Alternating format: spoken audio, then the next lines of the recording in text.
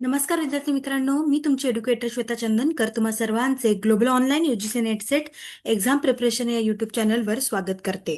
आपण UGC net exam 2025 साठी prepare करतो आहोत आणि पेपर 2 विषय मराठी यामध्ये आपण एक नवीन सिरीज सुरू केली होती युनिट वाईज महत्वाचे पीवायक्यू प्रश्नांची. त्यामुळे आज जो आहे तो युनिट 10 आहे, निवडक साहित्य कृती, आणि त्याचा पार्ट 2 आज असणार आहे. आणि त्याचे महत्वाचे पीवायक्यू प्रश्न जे येऊन गेलेले आहेत त्याबद्दल आपण डिस्कस करणार आहोत. तर काय आहे, निवडक साहित्य कृती म्हणजे युनिट 10 जो आहे तो खूप खूप महत्वाचा टॉपिक आहे, कारण यावर 101% प्रश्न विचारले जातात. त्यामुळे ही जी साहित्य कृती आहे ती सगळ्यांनी वाचून काढायची आहे, जेणेकरून आपल्या त्याच्यामधले असणारे पात्र किंवा त्यामध्ये काय दिलेलं आहे याबद्दल भरपूर प्रश्न विचारले जातात. ठीक आहे, तर तुमची प्रॅक्टिस व्हावी आणि हे सगळं तुमच्या डोळ्याखालून कानावरून जावं, त्यासाठी आपण हे महत्वाचे प्रश्न डिस्कस करत आहोत. आमची जी बॅच आहे पेपर 2 ची, विषय मराठीची, ती येत्या 14 पासून सुरू होते आहे. त्यामुळे जर का तुम्हाला एनरोल करायचं असेल तर दिलेल्या नंबरवर तुम्ही संपर्क करू शकता किंवा ग्लोबल ऑनलाईन ॲप प्ले स्टोअरवरून डाउनलोड करू शकता. ग्लोबल ऑनलाईन आपल्यासाठी घेऊन आले आहे पूर्ण अभ्यासक्रम कोर्स पेपर 2 विषय मराठीचा. या कोर्समध्ये तुम्हाला मिळणार आहे, पहिले तर पेपर 1 जे आहे ते मोफत मिळणार आहे. हो, पूर्ण पेपर 1 यासोबत मोफत मिळणार आहे. त्यासोबतच अ, 1 ते 2 लाईव्ह क्लास असणार आहे आणि रेकॉर्डेड क्लासेस तुमच्यासाठी अवेलेबल असतील आहे. पूर्ण 10 युनिट्सचे पीडीएफ नोट्स अवेलेबल आहे. 20+ टेस्ट सुद्धा अवेलेबल आहेत आणि पूर्ण अभ्यासक्रमाची चाचणी दर शनिवारी आम्ही घेत असतो. त्यामुळे हा जो कोर्स आहे तो खूप महत्त्वाचा ठरतो आहे. आणि याची जी फीस आहे ती 10,000 रुपये आहे, पण डिस्काउंटमध्ये ते 8,000 रुपये मिळणार आहे. जर का तुम्हाला जॉईन करायचं असेल तर तुम्ही दिलेल्या नंबरवर संपर्क करू शकता किंवा ग्लोबल ऑनलाईन ॲप प्ले स्टोअरवरून डाउनलोड करू शकता. ठीक आहे, चला तर मग सुरुवात करूया. कालचं एक पार्ट 1 आपलं झालेलं आहे, आज पार्ट 2 ला आपण सुरुवात करतो आहोत. आणि आमची जी बॅच आहे ती येत्या 14 तारखेपासून सुरू होते आहे, सगळ्यांनी लक्षात घ्या. ठीक आहे, चला. परत एकदा आपण घटक जे आहे युनिट 10 निवडक साहित्य कृती ते कोणकोणते आहेत ते पाहून घेऊया. कशा कशाचा आपल्याला अभ्यास करायचा आहे निवडक साहित्य कृतीमध्ये ते सुद्धा बघून घेऊया. तर पहिल्यांदा आपल्याला अभ्यास करायचा आहे लीळाचरित्र, एकांश श ग तुडपुळे यांचा. त्यानंतर तुकारामाची गाथा, एकनाथाची भारुडे, जनाबाईचे निवडक अभंग, मराठी गवळणी, आज्ञापत्रे, सभासद बखर, हे खूप महत्वाचं आहे. यावर नेहमीच प्रश्न विचारले जातात. ठीक आहे. शिवाजीचा पवाडा जो महात्मा फुले यांनी लिहिलेला आहे. स्मृतिचित्रेचे आत्मकथन आहे ते खूप महत्वाचं आहे, लक्ष्मीबाई टिळकांचं. बनगरवाडी कादंबरी तुम्ही वाचली असेल, व्यंकटेश माडगूळकरांची. त्यानंतर आनंद ओवरिया, दीपा मोकाशी, तुही यंत्याकंची, नामदेव ढसाळ यांची आहे. त्यानंतर जीना अमूचं, हे सुद्धा काय आत्मकथन आहे, बेबी बेबी कांबळे यांचं. गिधाडे विजय तेंडुलकरांचं आहे. त्यानंतर शोभायात्रा आहे शफात खानचं. त्यानंतर भिचकी वही अरुण कोलटकरचं, ते खूप महत्वाचं आहे. त्यानंतर हिंदू जगण्याची समृद्ध अडगळ, हे भालचंद्र नेमाडे यांचं आहे. त्यानंतर कोण नाही कोणच्या वरंभात लोणच्या, हे जयंत पवार यांचं आहे. यावर भरपूर प्रश्न विचारले गेलेले आहे. ठीक आहे, हिंदू जगण्याची समृद्ध अडगळ यावर तर 101% प्रश्न विचारला जातो. त्यानंतर पायी चालणार प्रफुल्ल शिलेदार, त्यानंतर आयदान उर्मिला पवार, हे सुद्धा आत्मकथन आहे उर्मिला पवार यांचं.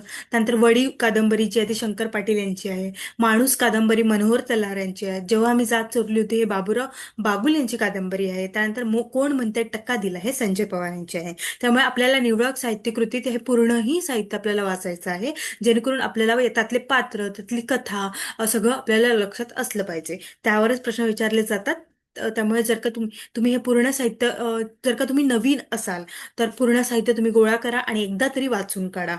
ठीक आहे, आणि त्याचे नोट्स काढा, टिपणे लिहून ठेवा, जेणेकरून तुम्हाला परत वाचायची गरज पडणार नाही. रिव्हिजनच्या वेळी तुम्ही ते टिपणे वाचूनही कथा पूर्ण आठवू शकता. ठीक आहे, चला तर मग सुरुवात करूया. पहिला प्रश्न आहे, गाथा सप्तशती व जयदेवा ही कवींची गीत गोविंदासारखे काव्य मराठी प्रेरणास्थाने आहेत. कोणाची? लावणीची, गवळणीची, भजनाची, की यापैकी काही नाही? सांगा बघू. गाथा सप्तशती व जयदेवा ही कवींची गीत गोविंदासारखी काव्य मराठी प्रेरणास्थानी आहे. तर कोणाची आहे ती? ती आहे गवळणी आहे. ते काय आहेत? गवळणी आहे. त्यामुळे आपलं उत्तर काय असणार आहे? ब असणार आहे. त्यानंतर आहे समोरचा प्रश्न, राधाकृष्ण प्रेमामुळे मराठी साहित्यात डॅश हा वाङ्मयीन प्रकार सुरू झाला. लावणी, गवळण, भजन की प्रवचन? चला सगळ्यांनी उत्तर द्या. माझ्यासोबत तुम्ही पण उत्तर देत चला. एक कसं वहीच करून घ्या आणि त्यामध्ये पीवायक्यू प्रश्नाचे आपण हे करतो आहोत. त्याचं पूर्ण जे मी प्रश्न विचारला तर ब क असं तुम्ही देऊ शकता. किंवा मग तुम्हाला पीडीएफ हवी असेल तर तुम्ही कमेंट सेक्शनमध्ये मला मेसेज करा की मॅम आम्हाला पीडीएफ हवी आहे PYQची, तर तुम्हाला पीडीएफ सुद्धा मिळेल आहे. ओके. आणि दिलेल्या नंबरवर तुम्ही संपर्क करू शकता एनरोल व्हायचं असेल तर. चला, राधाकृष्ण प्रेमीमुळे मराठी साहित्यात गवळण ही जे आहे हे वाङ्मय प्रकार सुरू झालेला आहे. ठीक आहे. समोरचा प्रश्न आहे, श्रीकृष्णाच्या बाललीला व रासक्रीडा या वाङ्मय प्रकारात येतात. भजन, लावणी, लोकवाङ्मय की गवळण? मी आताच तुम्हाला सांगितलं. काय असणार आहे आपलं उत्तर? आपलं उत्तर असणार आहे गवळण. श्रीकृष्णाच्या वेळी जे बाललीला की क्रीडा व्हायच्या, तर किंवा मग त्यांचे जे गुणगण आहे, त्यांच्या प्रेमाचं जे आहे साहित्य, ते आपण गवळणीच्या पद्धतीने त्यांचं भजन करायचो है ना, गवळणीच्या पद्धतीने. त्यामुळे ते या वाङ्मय प्रकारात मोडतात आहे. समोरचा प्रश्न आहे, मराठी साहित्यातील मधुरा भक्तीचे कर्ते कोण आहेत? डॉक्टर प्रभा जोशी, डॉक्टर वसंत जोशी, डॉक्टर अनिता पटवर्धन की यापैकी कोणीही नाही? सांगा बघू.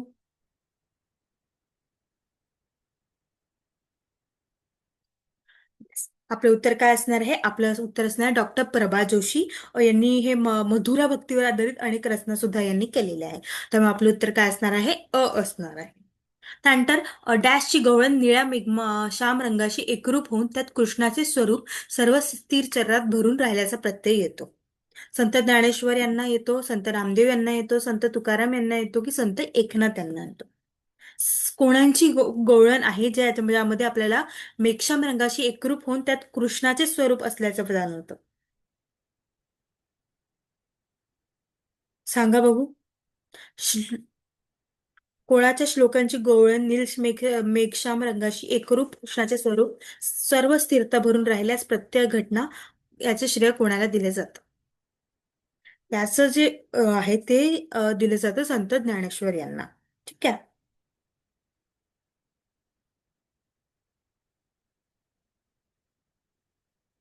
संत तुकारामाचं पण साहित्य यामध्ये भरपूर आहे. या श्लोकात एका गोपीचे वर्णन सुद्धा करतात आहेत ते. कृष्णाच्या गळ्यात निळ्या रंगाशी एकरूप सुद्धा झालेले आहेत. ठीक आहे. हे सगळे काय आहेत? मराठी संत आहे, वारकरी परंपरेचे, आणि अभंगासाठी ते प्रसिद्ध आहेत. ठीक आहे. त्यानंतर आज्ञापत्र याचे कर्ते कोण आहे? सोनोपंत कुलकर्णी, रामचंद्र पंत अमात्य, नीलकंठ मोरेश्वर की रामचंद्र नीलकंठ? सांगा बघू. आज्ञापत्राचे कर्ते कोण आहेत? आज्ञापत्र जे आहेत त्याचे कर्ते आहेत रामचंद्र पंत अमात्य. ठीक आहे, सगळ्यांना लक्षात ठेवा, आज्ञापत्राचे कर्ते कोण आहेत? रामचंद्र पंत अमात्य. त्यामुळे आपलं उत्तर काय असणार आहे? बी असणार आहे, ब असणार आहे आपलं उत्तर.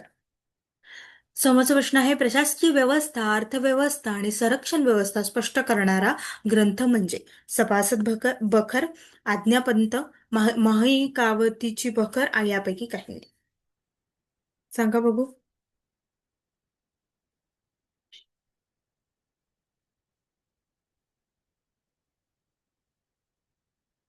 प्रशासकीय व्यवस्था, अर्थव्यवस्था आणि संरक्षण व्यवस्था स्पष्ट करणारा ग्रंथ म्हणजे कोणता? ठीक आहे, सर्वप्रथम तर आपण बघूया की बखर म्हणजे काय. तर बखर म्हणजे काय असतं? ते एक ऐतिहासिक व्यक्ती आणि बद्दलची माहिती देणारे लेखन असते. काय असते? माहिती देणारे लेखन असते. ठीक आहे. बखरचा उगम जो आहे तो अरबी शब्दाचा आहे. कुठला आहे? अरबी शब्द. खबर ज्याला म्हणतो आपण, हा ना, बातमी वृत्तांतपासून ते बखर आलेलं आहे.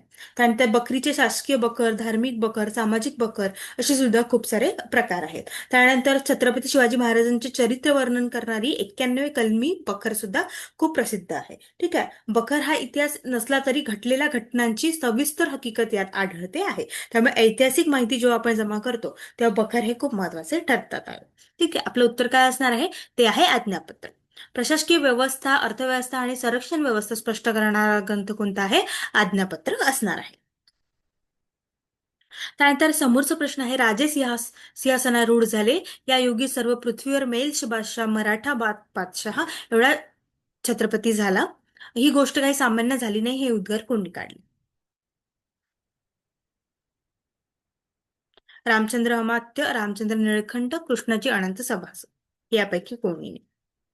हे कोणी केले? कृष्णाजी अनंत सभासद यांनी हे उद्गार काढलेले आहेत. समोरचा प्रश्न आहे, आज्ञापत्रातील राजनीती शिस्तबद्ध असली तरी ही सारी राजनीती तत्वे शिवाजी राजांनी नव्यानेच अस्तित्वात आणली असा याचा अर्थ नाही.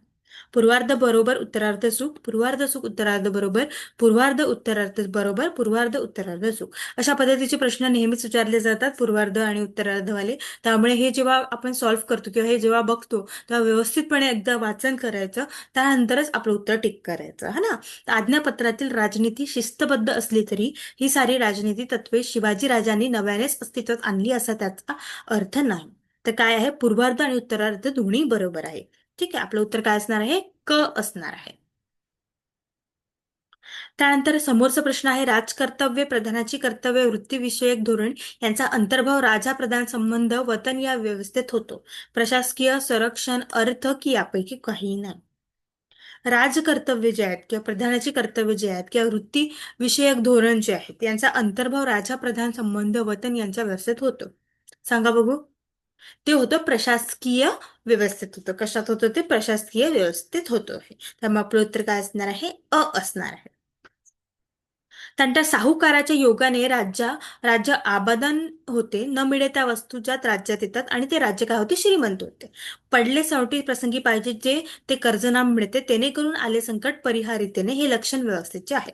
कोणत्या व्यवस्थेचे हे लक्षण आहे असं विचारले गेलेलं आहे. प्रशासकीय संरक्षण अर्थ की यापैकी कोणी नाही. तर आपलं उत्तर काय असणार आहे, अर्थ व्यवस्थेचे हे काय आहे, लक्षण असणार आहे. ठीक आहे, कारण यांनी काय म्हटलं, श्रीमंत. आपण जर कधी उत्तर आपल्याला येत नाहीत तर थोडस व्यवस्थितपणे ते वाक्य वाचायचे, त्यावरून थोडा तरी अंदाज येतो की नेमकं काय विचारलं गेलेलं आहे, हा ना. ठीक आहे, अशा पद्धतीने आपण टिक करू शकतो. आपलं उत्तर काय असणार आहे, ब असणार आहे, अर्थ. हे अर्थ लक्षण व्यवस्थेचे आहे. त्यानंतर जेथे जे उत्तम प्रतीचे मनुष्य आढळेल ते सगामगे घेऊन माया लावून परिका करून मग हुजरीत ठेवावे, हे लक्षण आहे. प्रशासकीय व्यवस्थेचे, संरक्षण व्यवस्थेचे, अर्थव्यवस्थेचे की यापैकी सर्व.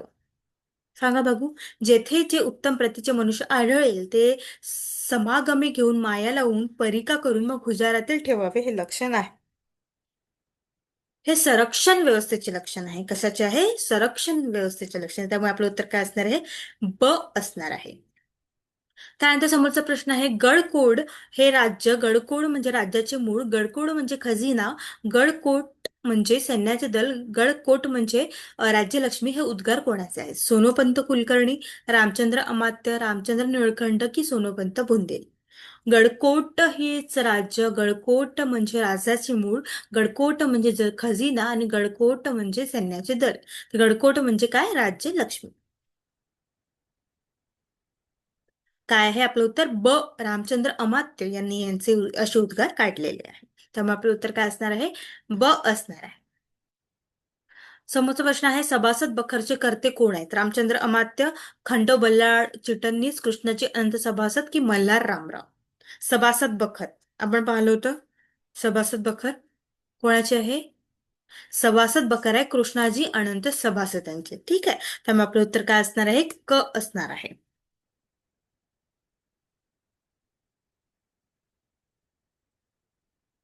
कृष्णाजी अनंत सभासद हे सभासद बखरचे काय आहे, कर्ते असणार आहे.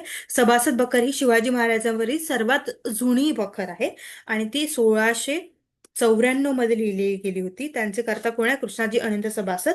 आणि कृष्णाजी अनंत सभासद यांनी शिवाजी महाराजांचा पराक्रम स्वतः पाहिला आणि ऐकलेला होता आणि राजाराम महाराजांच्या आज्ञानी ही बखर लिहिण्यात आली. ठीक आहे. समोरचा प्रश्न, शिव काळातील पहिली बखर कोणती. आज्ञापत्र, सभासद बखर की शालिवाहन बखर की यापैकी कोणी.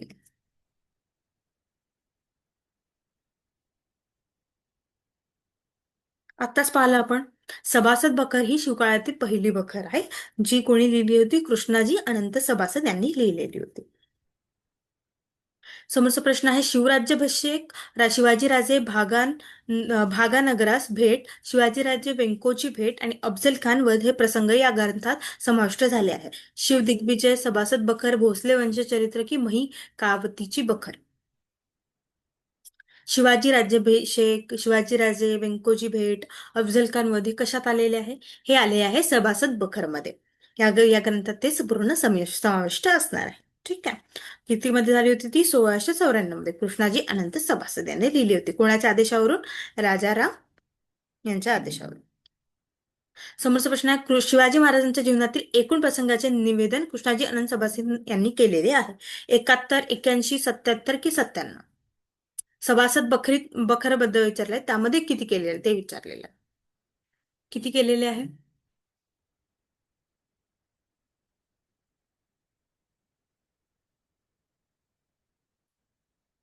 ते त्यांनी केलेले आहे 71. हे टेक्निकल ग्लिच आहे, ठीक आहे. मराठीतील ऐतिहासिक लेखन परंपरेचे जनक कोण आहे? रामचंद्र अमात्य, कृष्णाजी अनंत सभासद, खंडो बल्लाळ चिटणीस की बाबूराव चिटणीस? मराठीतील ऐतिहासिक लेखन परंपरेचे जनक कोण आहेत? सांगा बघू.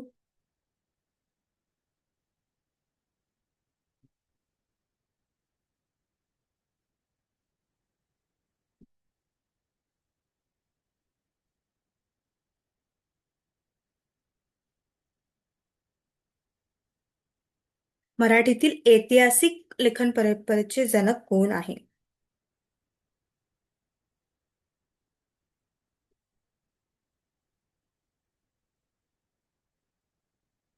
ते आहे कृष्णाजी अनंत सभासद. त्यामुळे आपलं उत्तर काय असणार आहे?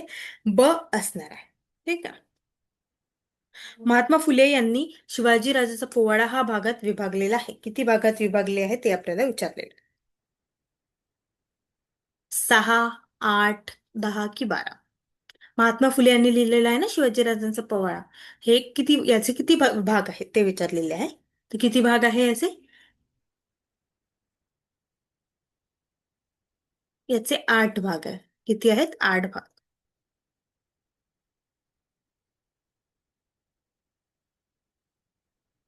समोरचा प्रश्न आहे, भगवान परमेश्वर हा जगत्राता बुद्धिता असून त्याने शूद्रांची दया आल्याने इंग्रजांना राजे बनवून क्षत्रियांच्या उद्धारासाठी पाठवले आहे. हे मत कोणाचे आहे? डॉक्टर बाबासाहेब आंबेडकर, महात्मा फुले, लोकमान्य टिळक की यापैकी कोणीही नाही?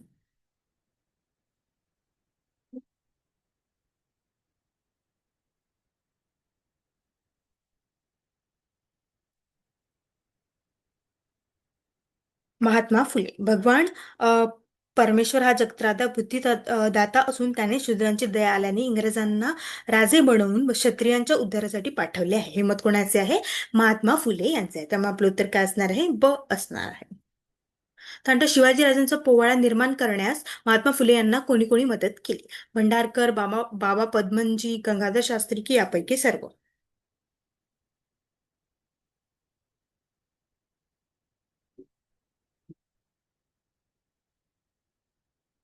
यांनी शिवाजी राजाचा पोवाडा जो 1869 ला लिहिला होता महात्मा ज्योतिराव फुले यांनी, त्यामध्ये त्यांनी शिवाजी महाराजांचे गुणगानच केलेले आहे, लोकांमध्ये जनजागृती केलेली आहे.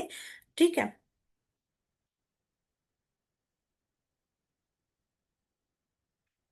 आपलं उत्तर काय असणार आहे? यापैकी सर्व. भंडारकर, बाबा पदमजी आणि गंगाधर शास्त्री या सर्वांनी त्यांना मदत केलेली आहे पोवाडा, शिवाजी राजांचा पोवाडा निर्माण करण्यासाठी. त्यामुळे आपलं उत्तर काय असणार आहे? ड असणार आहे.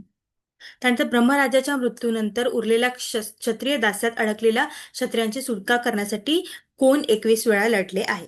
देवेंद्राशी, परशुरामाशी, शुक्राचार्याशी की यापैकी कोणीही नाही? सांगा बघू.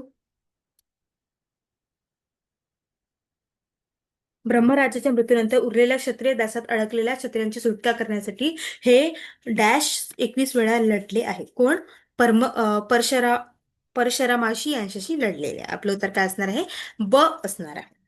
त्यानंतर समोरचा प्रश्न आहे, स्मृतिचित्रे जे आहे यांच्या लेखिका कोण आहेत? लक्ष्मीबाई रांडे, लक्ष्मीबाई टिळक, ताराबाई शिंदे की यापैकी कोणी नाही? आपल्याला माहितीच आहे स्मृतिचित्र कोणी लिहिले आहे? लक्ष्मीबाई टिळक यांनी लिहिलेले आहे आणि हे त्यांचं काय आहे? आत्मचरित्र आहे.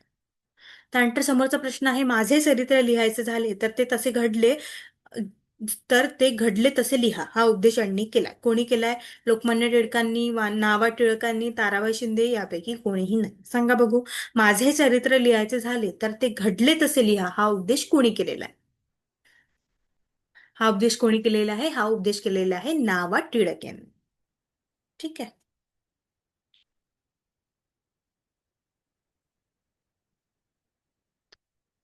ओके एव्हरीवन, धन्यवाद. तुम्ही हा व्हिडिओ शेवटपर्यंत बघितला. अशीच आपण सिरीज ही समोर पुढे ठेवणार आहोत.